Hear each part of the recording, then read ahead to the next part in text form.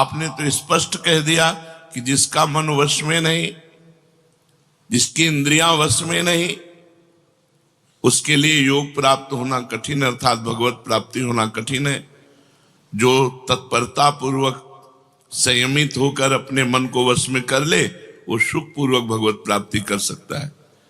पर उस साधक की क्या गति होगी जिसका मन, बुद्धि, चित्त, अहंकार ये वश में नहीं है, और वो साधना करता है, नाम जप करता है, सत्संग करता है, स्वाध्याय करता है, पर इंद्रिय विजयी नहीं है, मन विजयी नहीं है। अंतिम समय उसकी भगवत स्थिति नहीं रहेगी, क्योंकि वो मन विजयी नहीं है। विषयाशक्ति है, असावधानी है, अंतकाल में मन परमात्मा में नहीं लगा, विचलित हो गया, साधन से हट गया, परमात्मा की प्राप्ति नहीं हुई। तो हे कृष्ण, कृष्ण सबको आकर्षित करने वाले, हे भगवान, आप ही जान सकते हो, इस प्रश्न का उत्तर आप ही दे सकते हो कि उसकी क्या गति होगी। तात्पर्य है कि वो नरक तो जाएगा नहीं, क्योंकि नाम जप करता है। थोड़ा भी नाम जप करता है तो नरक नहीं जाएगा, थोड़ी भी भक्ति करता है तो नरक नहीं जाएगा। अजामिल के प्रसंग में यमराज जी ने अपने दूतों को आदेश किया था कि यदि कोई भी नारायण कृष्ण हरि बोलता है, गले में कंठी बांधे, वैष्णव है, भगवान का दास है, भूल करके मत जाना, तो नरक तो जाएगा नहीं, क्योंकि साधन करता है, नाम जप करता है, पाठ करता है, पर जितेंद्रीय नहीं है, मनोनिग्रही नहीं, इसलिए भगवत प्राप्ति तो होगी नहीं, ये भगवान कह रहे हैं। पर नरक तो जाएगा नहीं, क्योंकि नाम जप करता है, और स्वर्ग की इच्छा नहीं, इसलिए स्वर्ग नहीं जाएगा, और मोक्ष इसलिए नहीं हुआ कि वो मन इंद्रियों को बस में नहीं किया। तो उसकी गति क्या होगी? काम गतिम कृष्ण गच्छति, वो किस गति को प्राप्त होगा? कश्चिन्नो भय विभ्रष्टस् छिन्नाभ्रमिव नश्यति, अप्रतिष्ठो महाबाहो विमूढ़ो ब्रह्मणा पथि। हे महाबाहो, हे अजान बाहु, संसार के आश्रय से तो रहित है और परमात्मा के मार्ग में भ्रष्ट हो गया है, परमात्मा को प्राप्त नहीं कर पाया और संसार के मार्ग को छोड़ दिया है, दोनों ओर से भ्रष्ट हुआ, उसकी क्या गति होगी? कहीं वो किसी बादलों की तरह छिन्न भिन्न नष्ट तो नहीं हो जाएगा? दोनों ओर से भ्रष्ट हुआ, अर्थात संसार मिला नहीं, परमार्थ में भगवान मिले नहीं, तो उसका समय जो परमार्थ में गया, जो भजन साधन में गया, वो सब बेकार हो गया, क्योंकि आपकी तो प्राप्ति हुई नहीं। एतन्मे संशयम कृष्ण छेतुर्मर्हस्य शेषतः त्वदन्या संशयस्यास्य छेता नाहुपपद्यते। हे कृष्ण, मेरे इस संदेह को सर्वथा छेदन करने के लिए आप ही समर्थ हैं, क्योंकि किसकी क्या गति होगी इसका निर्णय तो सिर्फ भगवान कर सकते हैं। इस संशय का छेदन करने के लिए आपके सिवाय इस सृष्टि में दूसरा कोई नहीं हो सकता, इसलिए आप का गति कृष्ण, उसकी क्या गति होगी? भगवान बोल रहे हैं, बहुत सुंदर बोल रहे हैं। पार्थ नैवेह नामुत्र विनाशस्तस्य विद्यते, नहि कल्याण कृत कश्चित् दुर्गतिम तात गच्छति। पहली बात है कि उसकी दुर्गति नहीं होगी, ये तो बस पक्की मान लो। वो नरक नहीं जाएगा, वो स्वर्ग नहीं जाएगा, मोक्ष नहीं होगा, लेकिन उनकी दुर्गति भी नहीं होगी। ऐसा नहीं है कि वो दुर्गति को प्राप्त हो जाए। जिसको अंतकाल में भगवान का स्मरण नहीं होता, उसका कहीं पतन तो नहीं हो जाता? अर्जुन का पूछना था। इस बात को लेकर के बहुत व्याकुलता थी कि बेचारा साधन कर रहा है, इंद्रियां बस में नहीं, मन में बस में नहीं, तो अंत समय भगवान का स्मरण नहीं होगा तो उसकी दुर्गति हो जाएगी। तो भगवान कह रहे पार्थ नैवेह नामुत्र विनाशस्तस्य विद्यते। हे पृथानंदन, सच्चे हृदय से जुड़ा था, भगवान जुड़ना देखते, रहत न प्रभु चित चूक किए की, करत सुरत सै बार ही की। भगवान उसकी क्रियाओं को नहीं देखते, उसके चित्त को देखा, हृदय की बात देखी।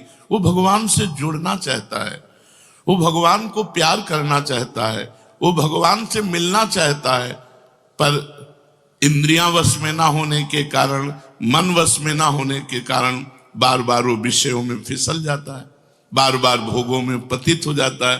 तो भगवान उसका पतित होना नहीं देखते, भगवान उसका चित्त से जुड़ना देखते हैं। रहत न प्रभु चित्त चूक किए की, करत सुरत सैबार हिए की। हृदय की बात देखते, सच्चे हृदय से भगवान में जुड़ना चाहता था। अब उसका पतन नहीं हो सकता, मरने के बाद भी पतन नहीं हो सकता। जितनी उसकी स्थिति भजन में बन गई है, उसके नीचे वो गिर ही नहीं सकता। बहुत बढ़िया बात है। हमारा अगर 100 नाम जप हो गया है तो 101 से चलेगा अगले जन्म में, 99 से नहीं चलेगा। जिसकी जितनी भजन में स्थिति हो गई है, उससे वो नीचे वो नहीं गिर सकता। देखो, पहली बात तो दुर्गति हो नहीं सकती, नरक जाना नहीं है, स्वर्ग जाना नहीं है, दुर्गति होनी नहीं है। आगे भगवान बताएंगे उसकी गति क्या होगी। उसकी साधना जितनी है वो कभी नष्ट नहीं हो सकती। चाहे जितना बड़ा पाप बन जाए, उस पाप का उसे दंड भोगना पड़ेगा, लेकिन उसकी साधना नष्ट नहीं होगी। ये इस मार्ग का बहुत बड़ा सपोर्ट है कि मानो हम दिन भर भजन किया, हमसे शाम के गलती हो गई तो बोले दिन भर का भजन नष्ट हो गया।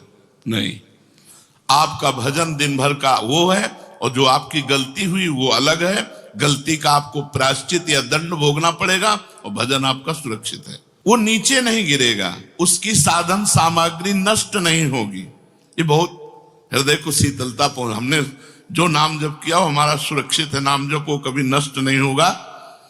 उसका पारमार्थिक उद्देश्य भी नहीं बदलेगा।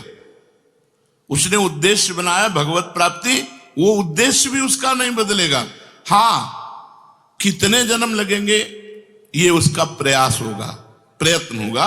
वो जन्मता मरता रह सकता है, ना भजन उसका नष्ट होगा, कम होगा, ना उद्देश्य उसका बदलेगा। वो लगेगा भजन। भक्ति बीज पलटे नहीं, जो जुग जाए अनंत, ऊंच नीच कुल उपजय होए संत को संत। वो कभी ऐसा नहीं हो सकता कि इतना भजनानंदी अब भ्रष्ट हो गया तो वो पतित हो गया, नीच और दुर्गति, अरे सब बेकार, कुछ नहीं। जो गलती हुई उसका दंड मिलेगा, और जहां से वो भजन कर रहा है वहीं से उसकी भजन की स्थिति आगे बढ़ेगी। जैसे उदाहरण में राजर्षि भरत का उदाहरण दिया था कि हिरन पे वृत्ति गई तो हिरन बने, लेकिन गंडकी नदी में खड़े होके हिरन बन करके भी इतना भजन किया कि अगला जन्म जड़ भरत जी के रूप में ब्रह्मबोध संपन्न महापुरुष के रूप में हुआ। तो भगवान कहते हैं, नहीं कल्याण कृत कश्चित दुर्गतिम तात गच्छति। अर्जुन, हे तात, बहुत प्यार भरा संबंध है, उसकी दुर्गति नहीं हो सकती। जो मेरा थोड़ा भी भजन किया है उसकी दुर्गति नहीं हो सकती। साधक के लिए बहुत ही पॉइंट के आश्वासन की बात कह रहे कि थोड़ा भी भजन किया तो उसकी दुर्गति नहीं हो सकती, और अगले जन्म में परमात्मा प्राप्ति की लालसा इतनी प्रबल होगी कि वो इंद्रियों मन को वश में कर लेगा। इस जन्म में जो चूक हुई वो अगले जन्म में सुधार लेगा। उसकी दुर्गति नहीं होने का तात्पर्य है कि जो मनुष्य कल्याणकारी कार्य में लगा हुआ है, जिसके लिए मनुष्य शरीर मिला है, वो कार्य कर रहा है, भजन कर रहा है, सत्संग कर रहा है, स्वाध्याय कर रहा है, ठाकुर सेवा कर रहा है, वो अपने असली कार्य में लगा हुआ है, पर उसका मन चलायमान है, उसकी इंद्रियां चलायमान, तो उसकी दुर्गति नहीं होगी। कारण कि उसका ध्येय चिन्मय तत्व भगवान में है, इसलिए उसका पतन नहीं हो सकता। मैं उसकी रक्षा करता हूं, तो उसकी दुर्गति कैसे हो सकती है? क्योंकि उसने थोड़ा भी सही मेरा भजन किया है। मेरी दृष्टि सर्वभूत हिते रता है, सब पर मोरी बराबर दाया, सब मम प्रिय सब मम उपजाए, मैं सबको प्यार करता हूं। फिर जो मनुष्य मेरी तरफ चल पड़ा, अपना